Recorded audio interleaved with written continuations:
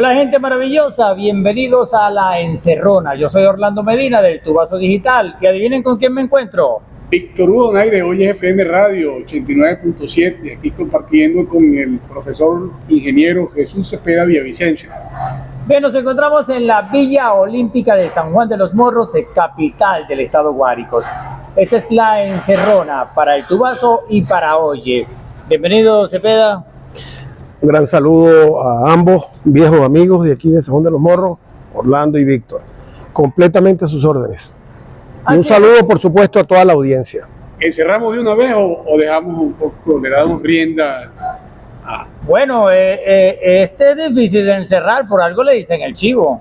Y ya vamos a ver. Esos animalitos son difíciles. Así es. Jesús Leonardo Cepeda Villavicencio. Es ingeniero agrónomo, egresado de la UCB. Allí mismo cursó magíster en desarrollo rural y también tiene un doctorado en ciencias agrícolas. Mira, Víctor, dicen que los políticos no estudian, que son flojos. Pero no es de la camada de hoy en día, esta es la camada vieja. De la escuela vieja. De la escuela vieja, que se preparaba, que estudiaba. Es como que vinieron asesorados por aquel señor que está allá. Cepeda es profesor universitario, fue profesor universitario en la UNER, decano de la Facultad de Agronomía y vicerrector académico de la UNER. Administrativo. Vicerrector administrativo. A ver, ¿y cómo está la UNER hoy, Cepeda? Si te dijera que me la describieras en pocas palabras, ¿te encuentras? Bueno, la UNER es parte del proceso de decadencia institucional que vive la nación y que es el fondo de las grandes preocupaciones que nos motivan a muchos como yo, y yo creo que a ustedes también, y a miles y millones de venezolanos, de seguir buscando la reinstitucionalización del país a todos los niveles. Creo que uno de los sectores más golpeados por la crisis es el sector educativo. Y por supuesto, el sector universitario, no solo en lo que es la institucionalidad salarial que desapareció para sus empleados, para sus obreros, para sus profesores, sino también para la ciencia y la investigación, porque las universidades están totalmente paralizadas desde el punto de vista de uno de sus roles fundamentales y protagónicos, que es la investigación. Bien, el tema de la UNER, por ser Cepeda uno de sus profesores, lo vamos a abordar en el desarrollo de esta entrevista. Veamos qué más hay. A Cepeda todo el mundo le dice cariñosamente como el Chivo Cepeda o el Chivo. Queremos saber hoy de dónde salió ese apodo y en verdad no te molesta que te digan así. No, en lo absoluto. Eso es parte de mi patrimonio existencial. Y no, eso fue en la Facultad de Agronomía en aquellos años. Existía una comisión allí que se autonombró Unión de Lenguas Ácidas de la Facultad de Agronomía y le ponía sobrenombre a todo el mundo, y yo salí en mi lotería, salió ese animalito, man, y me quedé con ese sobrenombre. Bueno, pero los apodos, los sobrenombres siempre tienen una relación con las características de uno. Jugaba básquet y me movía, era bastante versátil en aquellos tiempos. ¿En qué podemos asociar eso que jugaba básquet con un chivo? Porque los chivos son ramonean, son ariscos, brincan, saltan, se mueven, son indóciles. Y también se molestan. El chivo, sobre todo el chivo cabrío, es duro, difícil, y muy difícil de manejar. Es una ganadería que es difícil de manejar. A ver, tú no te devuelves. No. Yo soy un hombre de una sola palabra y de principios. Y siempre he mantenido una constancia en mi vida con aciertos y errores como todo ser humano. Y con ese refrán que dice así, ya uno sabe, se lo están advirtiendo, no te devuelvas. A ver, terminamos la biografía que nos hace el equipo de producción. Eso lo investigan estos muchachos y una astróloga que yo tengo en la oficina. No, y este señor que está allí, tras la cámara. Ya lo vamos a nombrar para que sepan quién es. Cepeda fue diputado a la Asamblea Nacional, electo entre el 2010 y el 2015. En el 2014 se distanció del PSUV cuando fijó posición y renunció. Eso lo vamos a abordar también. Señores, él es Jesús Cepeda y está en La Encerrona. Víctor. Bueno, interesante y bienvenido a esta encerrona, tratando siempre de buscar lo mejor y de que, por supuesto, el entrevistado no nos encierre a nosotros. ¿No es así, mi querido? Así es. No podemos permitir eso. Sí. A ver, Cepeda, hablemos un poco de la parte familiar, tus orígenes. ¿Dónde nace Jesús Cepeda? Yo nací en Caracas, ya nos habíamos, la rama de los Villavicencio, de donde yo provengo, de mi abuelo Jesús Villavicencio, por cierto, que esta semana cumplió 70 años de fallecido. Sus orígenes y su estancia eran en los bancos de San Pedro, mucho antes de la construcción de la represa. Nosotros tenemos por parte del árbol genealógico de mi mamá, de mi familia materna, tenemos ya estudiado más de 200 años de arraigo en Calabozo, de los primeros villavicencios que llegaron allí. Es decir, pero ¿te sientes calaboceño? No, yo soy ¿Regresaste calaboceño porque mi nacimiento en Caracas fue casuístico.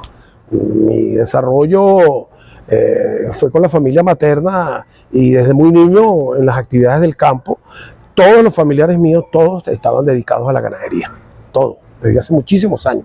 Y aún siguen algunos de ellos todavía, A ver, donde me incluyo, te pregunto- haciéndolo humanamente posible. Te pregunto algo que siempre las mamás les preguntan a los hijos cabeza caliente. ¿Quién te metió esas ideas políticas en la cabeza? ¿Quién te metió esas malas ideas, Mi padre, que Dios lo tenga en la gloria, mi tío, mi padre, mi guía y mis formadores, que fue Jesús Chuito Villavicencio, que fue el diputado más joven de la democracia y uno de los grandes cabezas calientes, que se dividió cuando fundaron el MIR, juntamente con Domingo Alberto Rangel y toda aquella playa de jóvenes que se le fueron a Acción Democrática en esa gran división que significó el MIR. Y por supuesto, siempre fue mi guía en todas estas cosas, me ayudó mucho en la formación política, pero yo creo que las formaciones políticas se van adquiriendo en la medida en que tú eres protagonista y te dedicas al estudio, porque una de las cosas que quería decirle es que nuestra tarea fundamental o propósito mayoritario es reconstruir el concepto de la política, de lo político y el concepto de la democracia. Por cierto, que acabo de finalizar un trabajo que se llama Aproximaciones al concepto de la democracia, bastante amplio, un ensayo de casi 100 páginas. Pero la ¿vas a publicar? Sí, la idea es publicarlo. Estoy esperando que me den sus respectivas opiniones, tanto Ricardo Convelas como Marta de la Vega, que son dos doctores de reconocido prestigio nacional e internacional.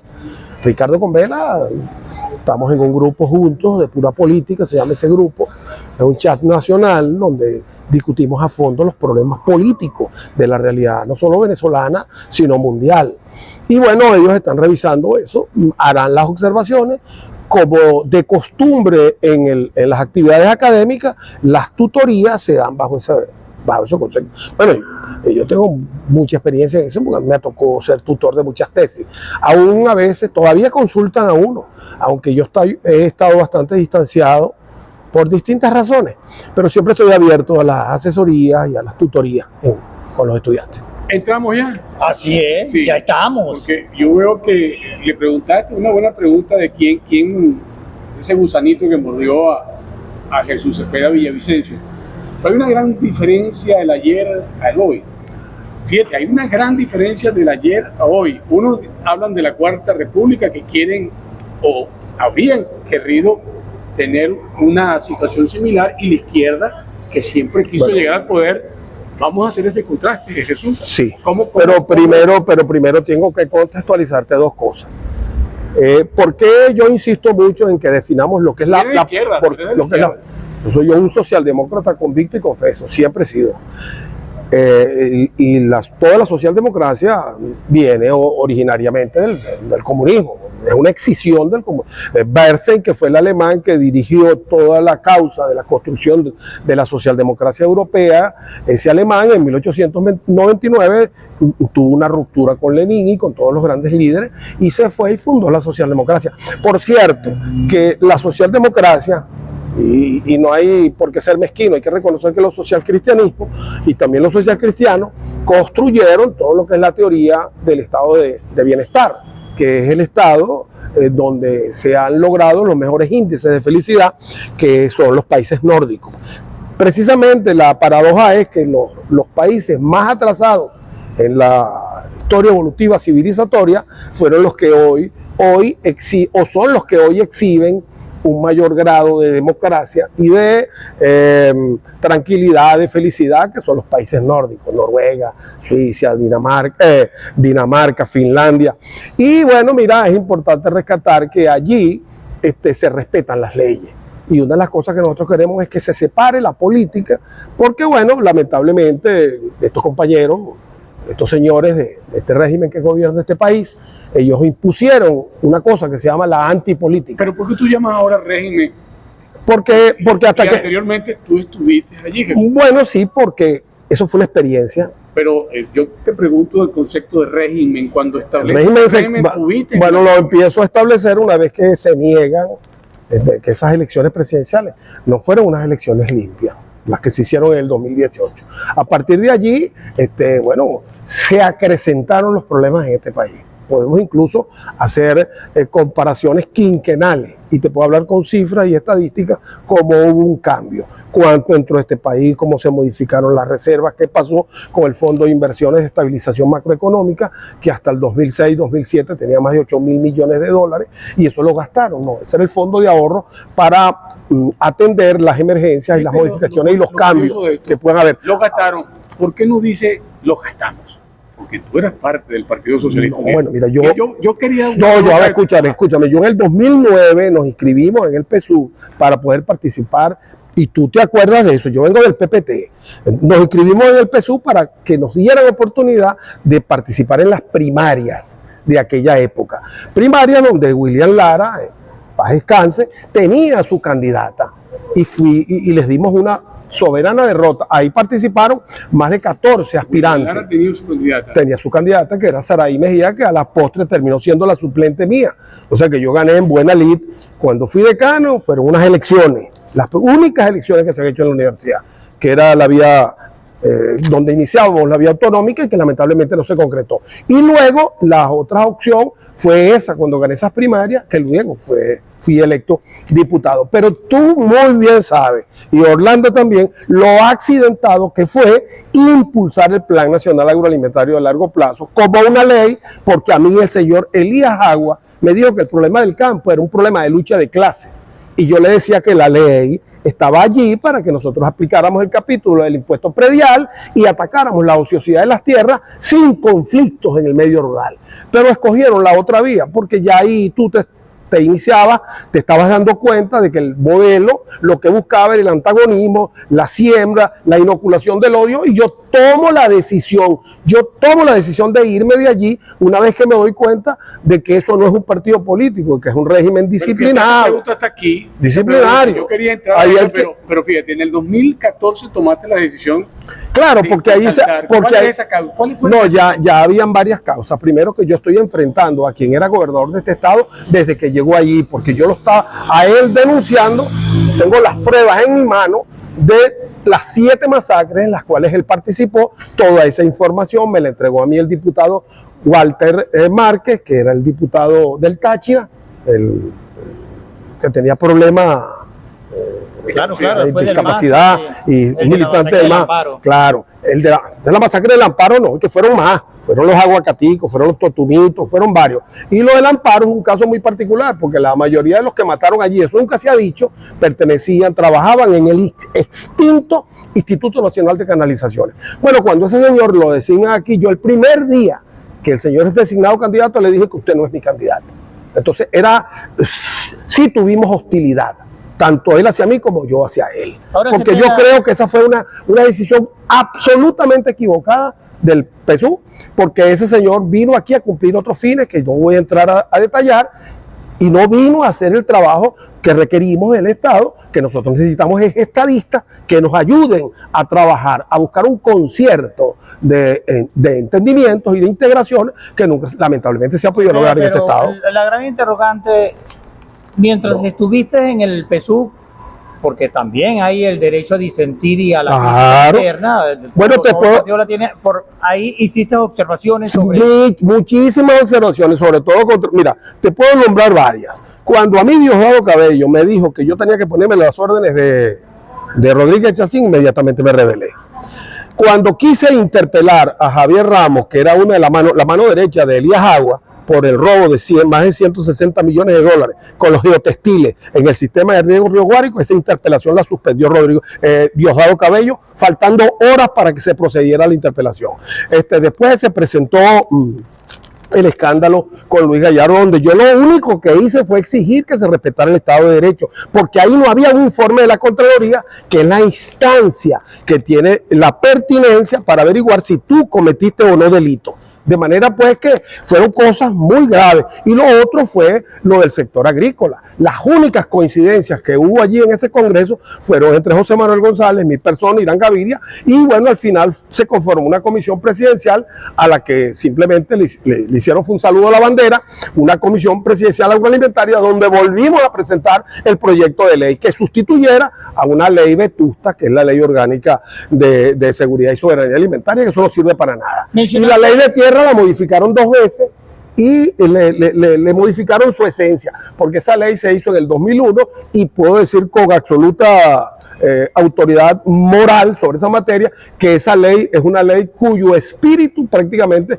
es una copia de la ley italiana. Mencionaste a Luis Gallardo, el gobernador del estado de Y Guárico. un gran amigo, yo defendí ahí, yo no defendí la cualidad de si había o no había delitos de corrupción. Yo defendí que ahí tenía que intervenir la Contraloría y que Luis Gallardo no podía ser juzgado por Rodríguez Chacín, que quien tenía que ser juzgado en todo caso por delitos cometidos era Rodríguez Chacín y no él. ¿Crees que el procedimiento no fue el más adecuado? No fue el más adecuado, se violó todo y la historia me dio la razón a mí. ¿Y cómo pasaron tantos años presos entonces? Si no hubo, bueno, porque aquí, porque no hay Estado de Derecho, ahí la orden la dio este señor y a mí se me ordenó que entregara a la Comisión de Política Exterior, que tampoco pedí eso. Un día así, yo llegué en enero del 2012 y me habían designado vicepresidente de la Comisión de Política Exterior sin consultarme. Y yo, bueno, ese mismo día designaron a Héctor Navarro ministro de Energía Eléctrica y quedé presidiendo la Comisión de Política Exterior, una instancia donde yo no tenía pertinencia. Estás a punto de ser ministro, ¿no fue por eso que estás molesto? No, en el 2015 ya me había ido. Bueno, él sabe, porque él sabe muchas cosas, él sabe la verdad. Es cierto. El 2015 vino una comisión aquí a ofrecerme el ministerio. Jesús Faría y este compañero de Carabobo, enviados por Caracas para que aceptara ser ministro de Agricultura. Y yo no se los acepté. Señores, yo les había dicho que yo les había dicho que yo había decidido mi deslinde estructural con esa organización política. Y que yo no estaba de acuerdo con muchísimas de las cosas que estaban ocurriendo. ¿Y no estás arrepentido? Y no estoy arrepentido. Me siento plenamente identificado. Mira, Víctor, yo guardo correspondencia con mi conciencia y hubiese estado de acuerdo con las decisiones que yo tomé, porque fueron decisiones similares. Mira, lo último que un político puede hipotecar es su dignidad. Y la dignidad mía fue pisoteada cuando se burlaron del trabajo parlamentario, cuando me ordenaron que me pusiera las órdenes de un tipo de lo peor. Y si hubieses sido ministro, hubieses aceptado el ministerio. Es que ya yo sabía, porque la experiencia me lo decía, que los ministros ni siquiera le rinden cuenta al presidente, le rinden cuenta a unos vicepresidentes que se crearon allí. Acuérdate que estamos en presencia de un Estado dual, un Estado que por un lado tiene la Constitución, a la cual la saludan, es como una fachada y la utilizan cuando les da la gana, y hay un estado de prerrogativa, que es el que imponen ellos y toman las decisiones cada vez que les interesa tomar decisiones. Cuando se aprobaron todo ese paquete de leyes, que yo no era diputado, se hizo porque, bueno, ahí no había oposición, y se aprobaron leyes que son inconstitucionales. Son las leyes que era la reforma que se quiso hacer en el 2007 con el referéndum, que perdió el gobierno porque el pueblo votó en contra de reformar 64 artículos de la Constitución. Esas son realidades recientes, lo que pasa es que la historia hay que revisarla muy bien porque los errores históricos han salido muy caros. Han sido muy costosos para la sociedad en su conjunto. Yo pensé que tú estabas arrepentido, chico. No, chico. No, ¿y por qué voy a estar arrepentido? Porque voy a estar arrepentido. Al contrario, me siento orgulloso de seguir luchando por la democracia, para ver la democracia como un espacio para la libertad, no para el libertinaje. Bueno, seguimos a través del Tubazo Digital y hoy es FM Radio 89.7 FM. Estamos conversando con el profesor Jesús Cepeda Villavicencio, algunos temas importantes, estamos conociendo algunas cosas que ocurrieron en el pasado, pero vamos a los innombrables. Luis Enrique Gallardo. Un gran amigo, de siempre. Siempre ha sido tu amigo. Siempre ha sido. En las buenas y en las malas. En las buenas y en las malas. Yo creo en la amistad. Para mí la amistad es un templo alojado en el corazón al que se le debe rendir culto. Simón Bolívar. José Vázquez. No, el gobernador, le deseo el mejor de los éxitos, pero no es amigo mío. No es amigo tuyo. No, nunca he creído en él. Y en la Jamás. política No, se no, hacen no, no, amigos, no. no fueron amigos ustedes nunca. La fueron. política, la vida te da el derecho a escoger a tus amigos. La política te impone compañeros de lucha. Él pudo haber militado allí, pero nosotros tuvimos cercanía, pero no podemos decir Pero que nunca fuimos amigos. coincidieron en las luchas. No, muy pocas coincidencias, muy En pocas. las luchas. Él era más de un ala donde estaba Marín y otros sectores allí que siempre veían a uno con resquemor, siempre veían al sector universitario, lo veían con mucho recelo. Se te hace difícil decir, o por las razones que explica, no es tu amigo. No es mi amigo. Bueno, pero no, si bueno, no es no tu podemos amigo, decir, no, yo no puedo decir que, yo no puedo decir, ¿Qué pregunta? yo no puedo decir que es mi amigo, pero yo no le tengo nada contra Vázquez. Claro. Yo más bien le deseo, ojalá él escuchara y ejercieran la política con menos cinismo y sin mentiras, que habláramos de lo que tenemos que hablar, pero con mucha sinceridad, porque al final eso es llamarte al autoengaño. Y las realidades te arropan, te agobian, la realidad al final se impone. Yo siempre he creído que en la política de verdad no existen amigos, sino por conveniencia. Pero no es la política nada más, tú no eres mi amigo, estamos trabajando juntos, así de ¿Cómo que- sencillo, cómo que no porque, somos amigos? ¿cómo que? Dile el dicho, ¿Cómo que no porque somos amigos? la vida nos pone condiciones, ¿cómo es la cosa? Dile, La vida, ilustra a esta persona. la vida te da el derecho a escoger a tus amigos, caballito. Miguel A ver, Reyes, Miguel Reyes, ¿Cuál de los dos? Porque hay dos Miguel Reyes. el Miguel Reyes que tú conoces, el que más... Los dos No, trabajaron no, con no, Gallardo. no, bueno. Bueno, Miguel Reyes. No. Miguel Reyes. ¿Cómo es que No, le no, dice no, Peña, el manchado? No comparto su práctica política. Es lo que te puedo decir de él. A ver, te voy a nombrar uno grande, Nicolás Maduro. No me agarres rápido, pero a mí me tocaron fueron estos. El jefe del régimen venezolano, dueño absoluto de un poder y un dictador que tiene que aceptar en la negociación que estamos iniciando en México que aquí tiene que haber elecciones libres y precisas. Y los ¿Qué te puedo decir? dictadores, mi pregunta, los dictadores negocian. Sí se negocian. Hay 76 casos de transiciones negociadas de dictaduras a democracia. 76, de los cuales 56 creo que han sido pacíficos. En el tiempo que tú y yo nos conocemos no había escuchado de ti régimen y dictador. ¿Por qué ahora lo Porque utilizas? yo tenía mucho tiempo que ¿Por no qué lo conversaba contigo porque es que yo no reconozco las elecciones del 2018. Yo me abstuve. Nosotros no participamos. Ya yo me había ido del proceso. Acuérdate que nosotros estuvimos cerca de Claudio. Yo me alejé de Claudio, así con quien mantuve una cordial relación. La mantenemos. Donde lo vea, lo respeto en sus decisiones, pero yo me aparté de él cuando vi que se acercaba al gobierno. Y a Claudio lo tienes ahí. Claudio Fermín, Bueno, yo creo que Claudio Fermín es un tipo bien formado, bien preparado políticamente, intelectualmente, pero no termina de aterrizar. No aterriza y con Claudio Fermín es muy difícil tener confianza y consistencia para acompañarlo en un proyecto político. Esa fue la experiencia que yo viví con él. Sin embargo, no tengo nada en lo personal contra él. Vamos con otro gobernador de Guárico, Rafael Emilio Silveira. Bueno, he labrado con Rafael Emilio Silveira una amistad en los últimos años. La he labrado. No éramos amigos antes, incluso cuando yo llegué al gobierno nosotros derrotamos a Rafael Emilio. Pero creo que es un buen hombre. Creo que es un tipo de buenos sentimientos políticos que le tocó vivir su momento y que fijó sus posiciones. derrotaron. ¿Mm? No lo derrotaron. Hubo ahí- Eduardo ganó Manuit. No ganó Manuel. El segundo, perdón, el primero sí. Ganó Manuit. Cuando nosotros llegamos al poder, le ganamos a Rafael Emilio Silveira. Esa Claro, elección. Víctor Hugo. No, hay que revisar eso. No, oye, el periodista es usted, compañero, pero permítame aclararle que Hugo Chávez Frías. es el responsable de este desastre y creo que nos engañamos, donde me incluyo. Creo que nos equivocamos. Un error no se convierte en equivocación sino hasta el momento en que tú te niegas a admitirlo. Eso lo dijo un gran filósofo. Y yo creo que Hugo Chávez es el responsable de este gran desastre. El responsable, la etiología causal está en él.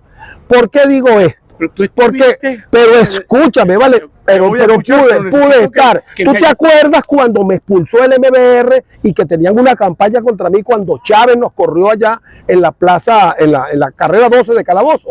Que yo declaré contra Chávez abiertamente y lo enfrenté y le dije caudillito le dije en su momento. Ahora, ¿qué hizo Chávez? Mira, el gran secreto de Chávez, cualquier persona que hubiese llegado, que se encuentra con el más grande boom de precios petroleros que ha conocido la historia de la humanidad y que le tocó a Venezuela, porque tú estabas exportando cerca de 3 millones y tantos barriles, y después se creó una ley de precios exorbitantes y exagerados de los precios petroleros, y bueno, con eso el tipo lo que hizo fue aplicar una política súper expansiva de gasto público. Eso fue todo. Con puro gasto público apenas cayeron los precios petroleros, inmediatamente cayó toda la producción nacional, porque Venezuela es un país netamente importador de bienes. Es decir, nosotros prácticamente no producimos absolutamente nada.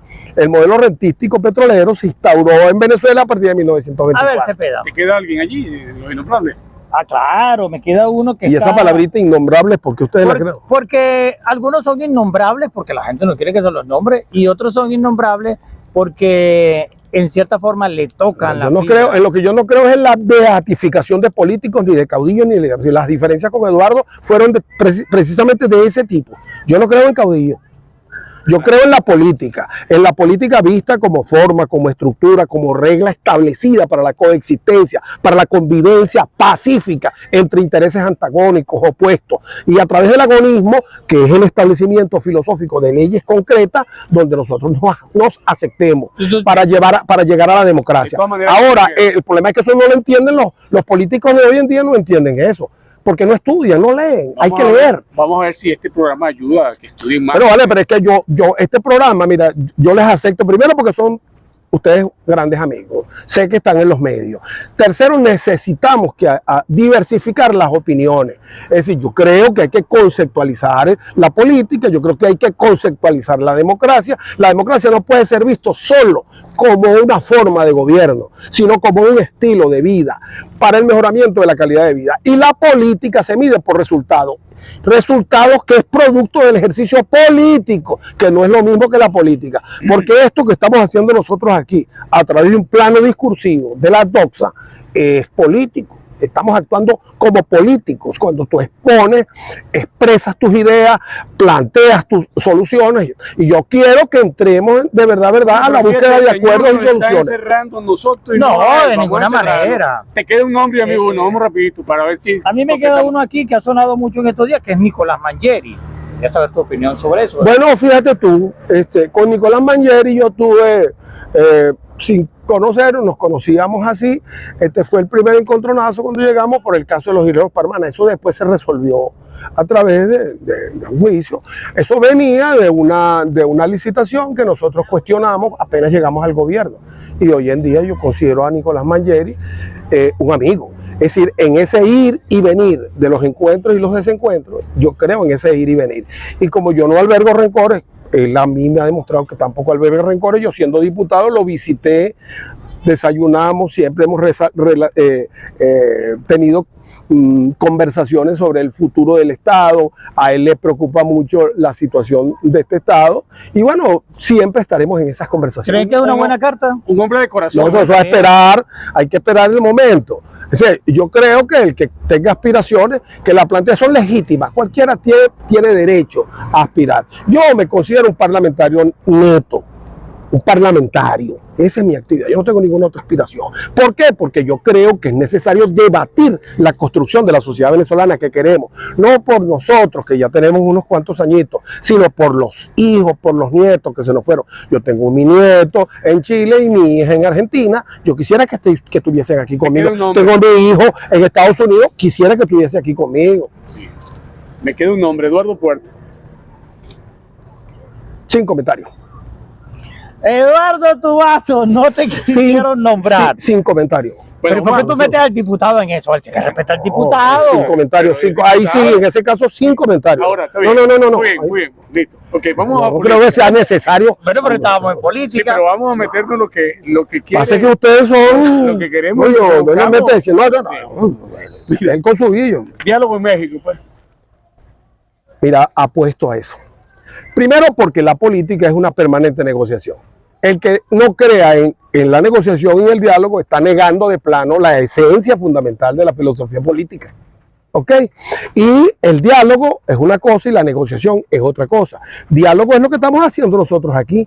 Negociación es cuando hay un conflicto y hay Te partes. queremos encerrar, estamos tratando Pero no me van a encerrar por una sencilla razón. No me vas a encerrar. No me vas a encerrar porque yo no le rehuyo a los debates. Ahora, aquí, con ustedes yo converso, dialogo. Lo que está ocurriendo en México, que el gobierno sutilmente llama diálogo y que la gente no cree en él, los políticos tienen que estar permanentemente dialogando. Y una negociación ocurre cuando hay un conflicto, y en el país hay un conflicto, y vaya qué conflicto.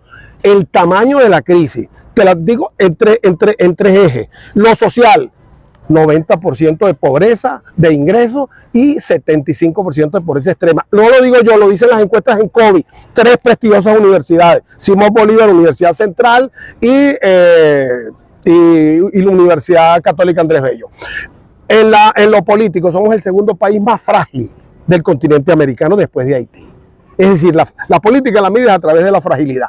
En la fragilidad hay 12 componentes que tienen que ver con migraciones, tienen que ver con los estándares económicos, tienen que ver con los indicadores de crecimiento, tienen que ver con el manejo de los recursos, tienen que ver con la política. Todos esos indicadores, eso lo estudia la Fundación Mundial, del grupo de Fundación Mundial para la Paz, que en el marco de lo que es el concepto de democracia discuten y evalúan los programas en cada país para ver qué estado de fragilidad tiene. Y tercero, lo económico.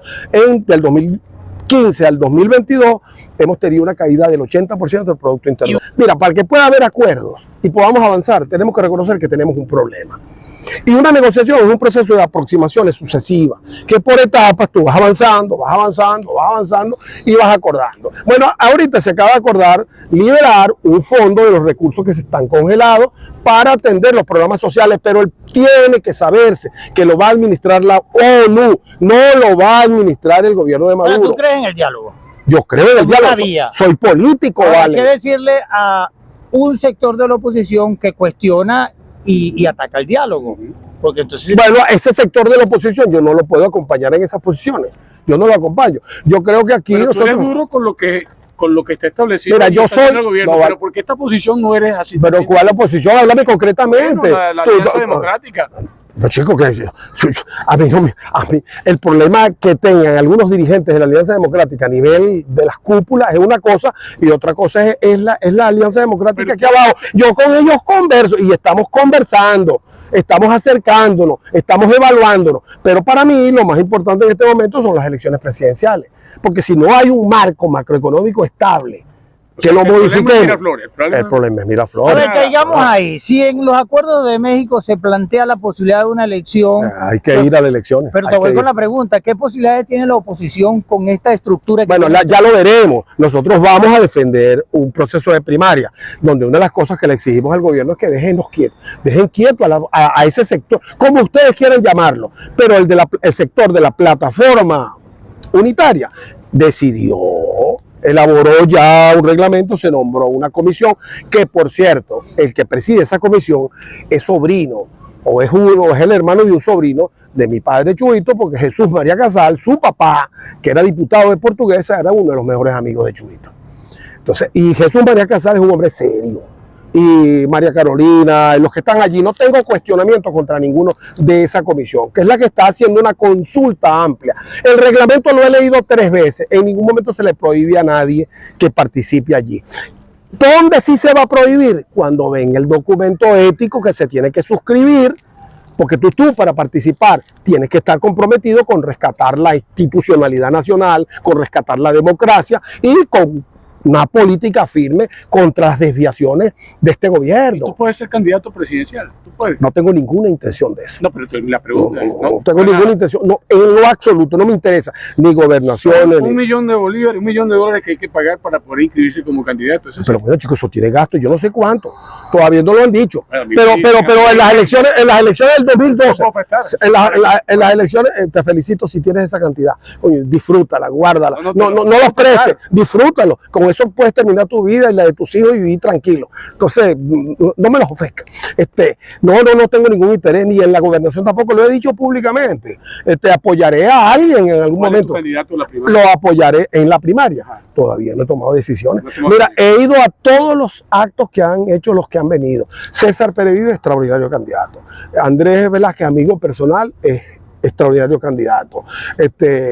María Corina, bueno, en su radicalismo la respeto mucho, la conocí en la asamblea, intercambiamos. Es radical. Bastante radical. Y yo diría que se parece mucho a ti. ¿Tú no eres radical? No, yo soy un demócrata. Yo lo que soy es un ferviente defensor conceptual de mis ideas. Y creo en ideas. Y ella no lo es. Bueno, a veces se equivoca en el enfoque que tiene, porque, por ejemplo, ella insiste en que todos los que están en el exterior tienen que votar. Yo soy de los que cree que eso hay que clarificar. Todo el venezolano tiene derecho a votar. Ahora, vamos a ver la factibilidad real de eso. Tienen que estar inscritos, tienen que estar revisados. Muchos de los venezolanos que han migrado no sabemos ni dónde están, ni en qué países están, en qué condición están. La mayoría están inscritos. No, bueno, pues están inscritos aquí, pero para votar afuera tú no sabes a dónde lo vas, y dónde vas a habilitar centros. Eso no es, yo no le veo viabilidad, es decir, pero tienen derecho. Ahí se están estudiando mecanismos. Ojo, se están estudiando mecanismos. Ojalá logramos coincidir con un mecanismo que permita la mayor participación de los que están afuera. Yo, por ejemplo, a mi hija en Argentina le dije, vayan agrupándose, porque ustedes tendrán que ir a la embajada, ustedes tendrán que expresarse en algún momento. Pero, por ejemplo, eso no puede ser, porque mucha gente puede votar en la primaria y a lo mejor en las elecciones presidenciales, si son el año que viene, porque aquí tú no tienes fecha. Ojalá venga la fecha de México establecida ya, porque eso permitiría cierta tranquilidad al mundo de la política y nos dedicaríamos a llevar adelante ese proceso interesante que van a ser las primarias, y de allí va a salir un candidato. Y ese candidato lo vamos a apoyar mayoritariamente. ¿Milita ahorita actualmente en algún partido? En Un Nuevo Tiempo estoy en la dirección regional de Un Nuevo Tiempo. Y en Caracas toda la dirección nacional me respeta. He dado 2 ruedas de prensa en Caracas. Cada vez que voy, visito. Tuve una extraordinaria entrevista con Omar Barbosa, porque nosotros los conocimos y duramos 4 años en la Comisión de Política Exterior. Es decir, que tu candidato podría ser Rosales, entonces. Perfectamente. Que es uno de los que está mejor colocado en las encuestas. Pero es Listo, eso es. Listo, es el candidato. A ver, quería preguntarte algo, Cepeda, Sí. Manuel Rosales decía que es candidato, yo lo acompaño, ¿vale? Estoy militando en ese partido. Y además yo creo que es un hombre socialdemócrata, aprobado, convicto y confeso. Yo no lo conozco en lo personal, pero sí respetaría, para eso milito en una organización. Yo cuando no coincido me voy, me retiro, ¿vale? Prefiero retirarme que estar allí con hipocresía. Si algo detesto yo en la política es la hipocresía. Y tú me conoces a mí que jamás he sido hipócrita. Por eso me ha costado mucho a mí en política, porque es muy fácil para un político endilgarle la responsabilidad de las cosas que pasan a otros, como este gobierno, que nunca dice que ellos son responsables. O es la guerra económica, o son las sanciones. Ya te expliqué lo de las sanciones. En el 2014, en distintas entrevistas dije que estaba en desacuerdo con eso de estar señalando que era la guerra económica, porque ese era un ardid para ocultar la verdadera negligencia de muchos funcionarios de ese gobierno, que permitieron la corrupción, que drenara la corrupción. Y aquí pudiéramos pasar horas yo haciéndote señalamientos sobre esa materia. Pero creo que no tenemos tiempo para eso. Pero si tú no aceptas, y vaya que difícil es que un político acepte que está cometiendo errores. Los políticos se niegan. Yo soy de los que creo que hay que aceptar los errores cuando los cometemos y reconocer los problemas cuando los tenemos para poder abordarlos. Porque si yo creo que estoy viviendo en Narnia, entonces no voy a resolver los problemas de la pobreza. Así de simple. Mira, hay una sección que se llama el ping-pong, donde hacemos preguntas cortas. Yo soy la pelota. No, la pelota es la pregunta. Se llama ping-pong porque la hacemos entre los dos. Son preguntas cortas, respuestas cortas. ¿Qué es la parte final? Te pregunto cortico, responde cortico. Sin embargo, antes de esa pregunta, hay algo que siempre te he querido preguntar, porque yo estuve allí. En el 2019, era 23 de enero, se celebraba un acto en Los Amanes. Creo que ahí estaba Franco Torrealba también, y estabas tú. Y había un acto de la oposición con una tarima y varias personas iban a hablar. Yo era una de ellas. A ti te tocaba hablar, y las personas que estaban allí de oposición en una actitud bien radical, bien un sector. Exacto, un sector de la oposición, un sector mínimo, por cierto, porque yo estaba allí, muy pocas personas, pero en su mayoría jóvenes, no dejaron hablar a ciertas personas. Entre eso estabas tú. ¿Qué lectura te deja eso? Eso fue un error mío, no haber hablado. Pero no te dejaron. No. Eso no es una pista ahí, pero yo podía hablar. Eso fue un error. Creo que no lo... muy difícil que yo cometa otra vez, independientemente de la apreciación que pueda tener la gente contra alguien. Yo creo que uno tiene que mantener su firmeza ahí. Tenía que pararme y decir lo que iba a decir. Por cierto, iba a recordar a Mandela, que Mandela le dijo cuando lo abordaron preguntándole por el miedo, y él dijo que el miedo era parte de la naturaleza humana y que era imposible quitártelo de encima, pero sí se podía dominar a través del coraje. Eso es lo que yo iba a decir. Tengamos coraje en esta lucha, y para estar en política hay que tener coraje. Yo creo que yo he demostrado mucho coraje. ¿Han cambiado? No, para mí no. Yo creo que yo he enfrentado a estos tipos y los he enfrentado con mucho coraje, porque yo creo que fue una gran equivocación histórica. Más nada. El ping-pong, cortico, lo malo del gobierno. No sirve, vale, no sirve. Un pana pesubista. ¿Y que lo piensa? No tiene ni uno. Yo sí creo que tú. Se me murió. El COVID lo mató. Mi hermano Henry Ventura. ¿Y Farías no es amigo tuyo? No, señor. ¿No es amigo tuyo? No. Pero ya sabemos que tienes poco. Bueno, una mujer Bueno, mucha gente de las bases del PSUV, pero ustedes me están hablando en su no. ping-pong de los personajes. No, cualquier pesudista. Está rebotando la pregunta. No, sí tiene, sí o si tiene. tengo muchísimos amigos Claro. abajo. Uf, bastante. A ver. Además, el respeto a eso. Bueno, hay mucha gente que está en ese PSUV que no viene a nada. Bueno, Palomo, ustedes lo entrevistaron esta mañana. Sí, Y sí. Palomo es amigo mío. Habló muy mal de ti. Bueno, no importa. No, eso no es cierto. No importa. Si él habla, es decir, es yo digo lo que yo pienso. Yo le tengo mucho aprecio a Palomo. Muy bien. No, él dijo lo mismo. Quiero mucho y le deseo suerte y éxito. Siempre le he dicho, lo conmino a que, bueno, llámame cuando tengas una duda y si yo puedo ayudarte, te ayudo. No se te va a llamar para trotar, no le hagas caso porque lo de él es andar trotando. Quieren que juguemos básquet ya y Una mujer valiosa en política. en política. Oh, una mujer valiosa, dime cualquiera, pero no importa. Bueno, la misma para María Corina. Para mí María Corina es una mujer valiosa en la política venezolana. Lo Una malo- mujer valiente Lo malo de la oposición. que no se pone de acuerdo. Estamos haciendo un esfuerzo por ponernos de acuerdo. Ojalá logremos la máxima coincidencia posible. Yo no creo que va a haber un candidato único, pero sí va a haber un candidato mayoritariamente de la unidad. No Monómero. tengo dudas de eso.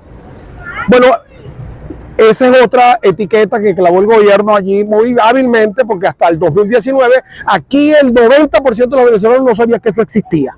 Yo sí sé, y además manejado por los chavistas muy mal, porque esa es una filial de Pequiven. Y toda la petroquímica aquí, bueno, está hecho un desastre.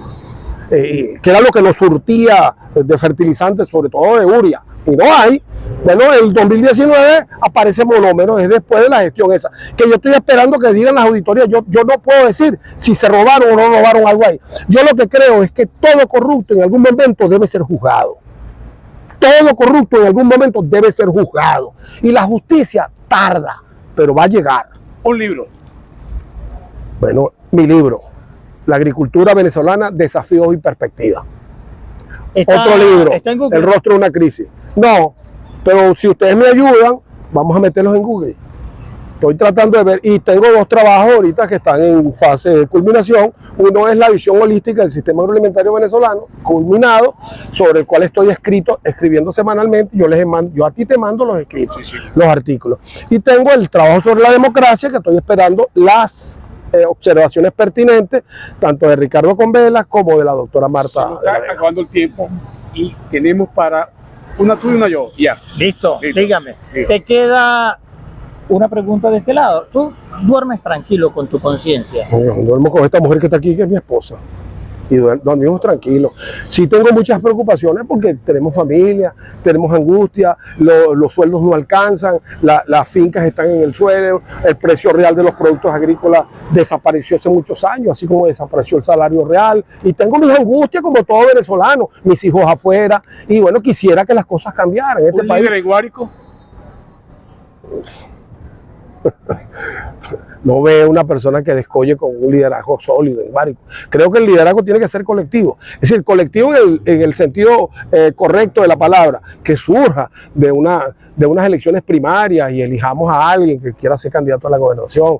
Yo creo en las primarias. Siempre he logrado todo a través de una medición, unas primarias. Si el pueblo te quiere, bueno, haz lo posible, porque al final la política se mide por resultados.